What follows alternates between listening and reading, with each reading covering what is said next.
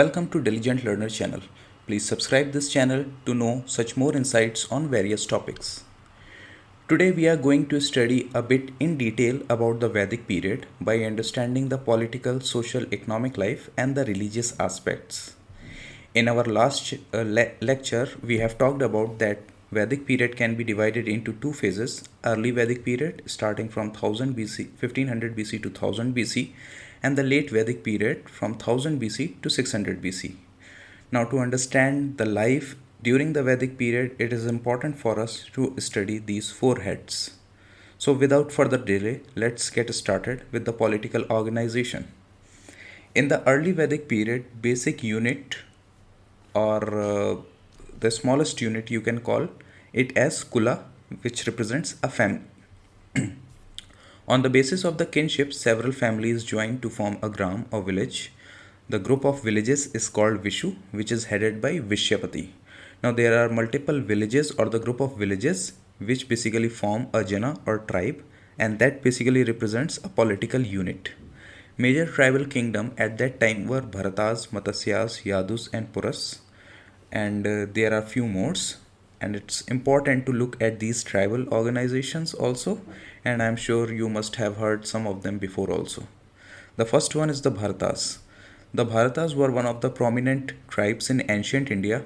In some ancient texts, the term Bharat was used to refer the entire subcontinent, and that's because of the famous king from this tribe, Bharat. Now, this tribe is mentioned in the Rig Veda and were associated with the present region, which is presently around Punjab and Haryana. This tribe has played a crucial role in the formation of larger political entities like the Kuru kingdom. Apart from the Bharat, Devodasa was also one of the significant king of this tribe. He is known for his patronage of the sage Rishi Vishwamitra and his military campaigns. Now there are a lot which Mahabharata talks about the Bharat king. Now here it is important to note that the legendary aspects surrounding the Bharat make it difficult for the scholars or the historians to distinguish between historical and mythical elements. The next tribe is the Matsya, which is associated around the region of the present day Rajasthan. Viratnagar were their capital, and it was ruled by the Matsya dynasty. The Matsya kingdom is also mentioned in various ancient texts and the legends. The third one is the Yadus, which was another important tribal kingdom mentioned in the ancient Indian text. They were associated with the Yadava dynasty and were believed to be descendant from Yadu, who was a legendary figure in the Hindu mythology. The Yadus are mentioned in the Rig Veda and the Mahabharata, and they are associated with the region which is in the present day in Mathura, Uttar Pradesh. The next tribe is Kuru, which was associated with the region in the present day of Haryana and Delhi. It was one of the most powerful and influential Janpadas during this period and is prominently mentioned in the Vedic text like the Rig Veda. Then the next come the Purus. Purus were a Vedic tribe mentioned also in Rig Veda and ancient text. They were considered the most prominent and the powerful tribes during the early Vedic period. They were associated with the region around the Saraswati river, which is in present day Haryana and Rajasthan. They have played a significant role in shaping the political landscape of ancient India and later merged with the other tribes to form larger kingdoms like the Kuru kingdom. Panchal kingdom was situated in the modern day Uttar Pradesh. It was divided into two regions, North Panchal and South Panchal. North Panchal has its capital at Aichhatra and South Panchal has its capital at Kampille. The Panchal kingdom played a significant role in the Vedic literature and epics like Mahabharata. Koshala kingdom was located in the northern part of present-day Uttar Pradesh and had its capital at Ayodhya. You might have heard about Ayodhya being the birthplace of Lord Ram as per the Hindu epic Ramayana. It was ruled by the Ikshvaku dynasty. Videha was also a prominent Janpad located in the present-day Bihar. It was ruled by the Videha dynasty and was known for its capital city Mithila. Videha is particularly associated with the sage king Janak and his daughter Sita from the Hindu epic Ramayana. Janak was a king of Videha and is prominently mentioned in the ancient texts like the Ramayana. He is known for his wisdom, and is particularly associated with the philosophical discourse in the Upanishads. Now, in the late Vedic period, many tribes merged to form a bigger political organization called as Janpadas or Rashtras. Here, it is important to note that the lower level organization remains similar what they were in the early Vedic period. Rashtras were ruled by the kings, and they along with the different ministers manage all the state affairs.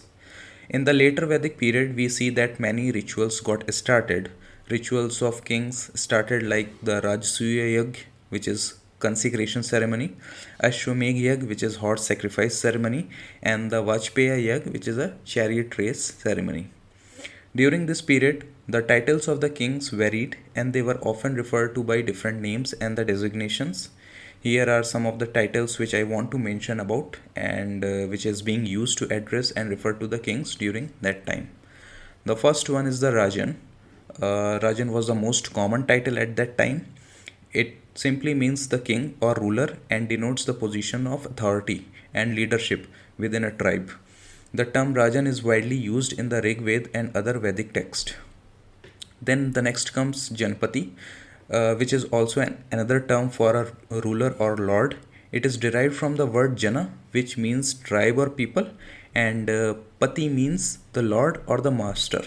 Janpati can be understood as the lord or master of the people, or the ruler, you can say, who governs the tribe.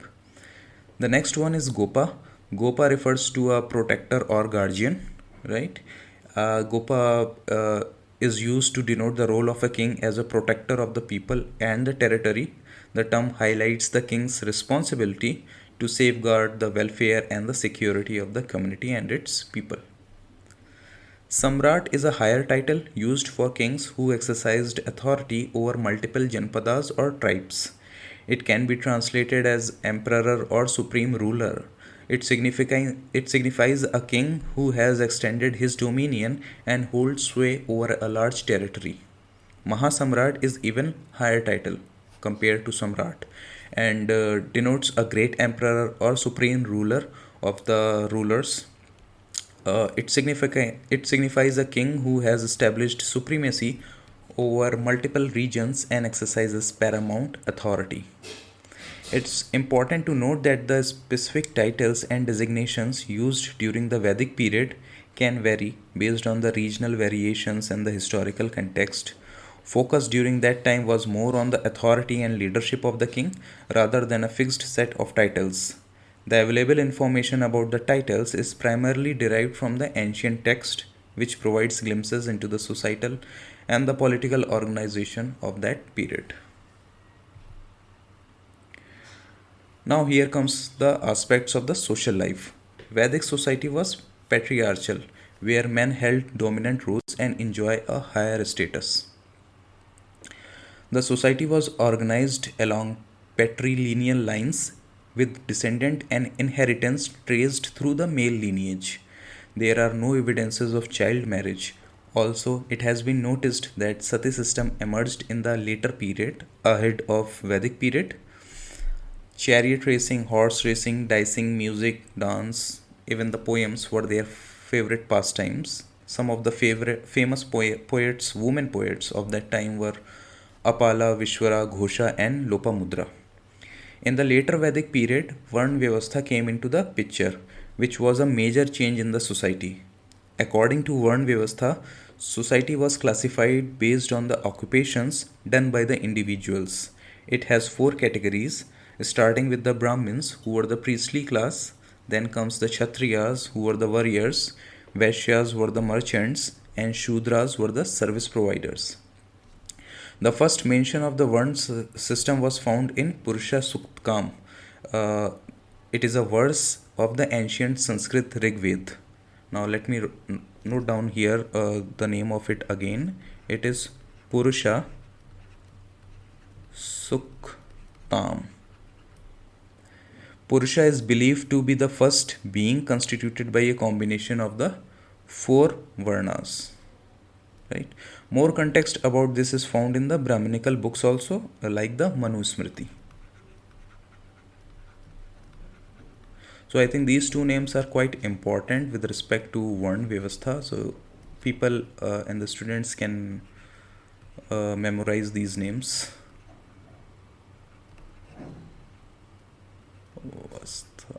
Okay. Now these literatures, when I refer, they also talks about the stages in a person's life, and these stages are referred as chaturashrams. Now these the chaturashrams, there are multiple stages, and these stages were brahmacharya, which is a period of study or student life. After brahmacharya, a person enters into the grahasthashram, where a person settles down and performs his or her household duties. After the grihasthashram, a person enters into the vanprastha ashram, where a person gets retired and go to jungles to get knowledge from saints and seers living in there. And finally, he take the sannyas ashram, which is renunciation. So this was about the Chaturashram, which is a kind of social institution in the later Vedic period. Now, talking about the economy in the early Vedic period, main occupation was the cattle rearing. And if you remember my last lecture, I told when the Aryans came into the Indian subcontinent, they were the cattle keeping people. So their main occupation was cattle rearing, and livelihood was based on the animals and forest at that time. Now, wealth of a person is being measured in terms of the number of cattle he possesses. With the help of these cattle, they started practicing agriculture in the North India. Now, since soil was good for plantation and agriculture, which resulted in good crops, and agriculture spread and become part of their livelihood.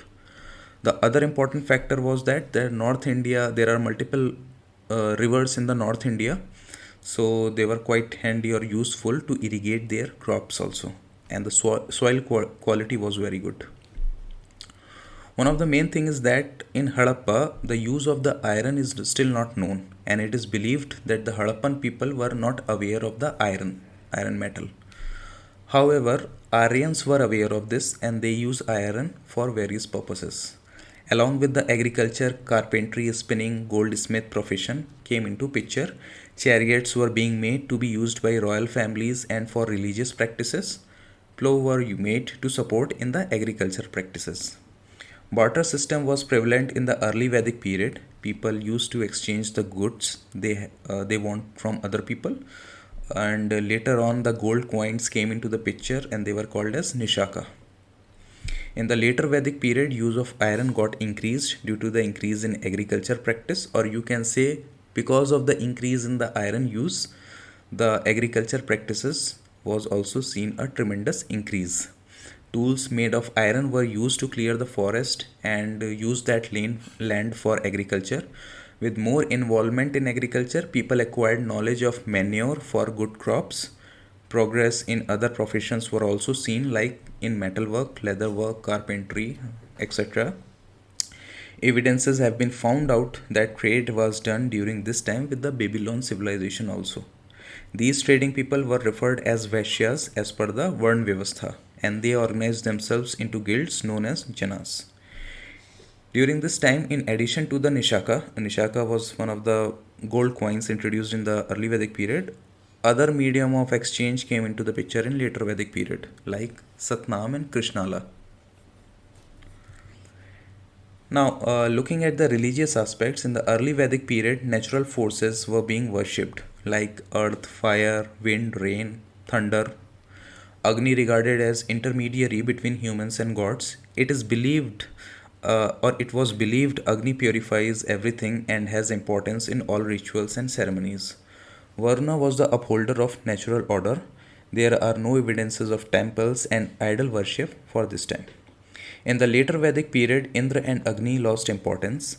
Prajapati, who was considered as creator, Vishnu considered as protector, and Rudra considered as destroyer became prominent and the worshipping deities. Importance of prayers were declined during this period, and the importance of sacrifices got increased.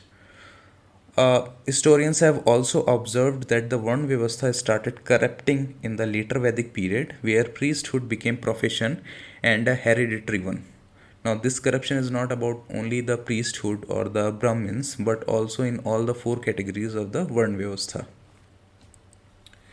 So these are the some of the changes which we have noticed in the later Vedic period, and it is quite useful to study these four heads and compare how was the things in early Vedic period and how it got transitioned in the later Vedic period to help us understand how were the things and the life during the Vedic period overall. So that's it for this video. Please watch out my next video on Jainism and Buddhism. If you like this video, please subscribe the channel. Thank you.